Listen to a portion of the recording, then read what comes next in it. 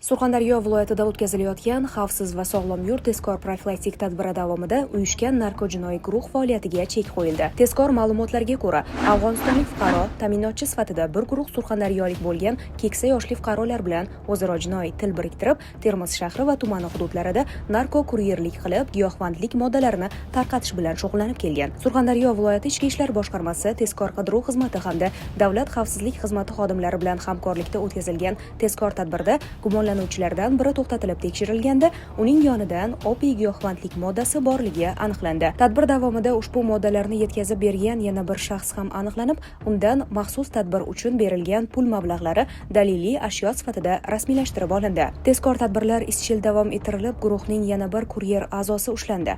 Uning yonidan 5 gram giyohvandlik moddasi aniqlandi. Keyingi bosqichda esa ushbu jinoiy zanjirning asosiy bo'g'ini fosh etildi. Uning yashash xonadonida o'tkazilgan tezkor tadbirda jami 12 dona qadoqlangan 1242 gram opiy moddalari aniqlandi.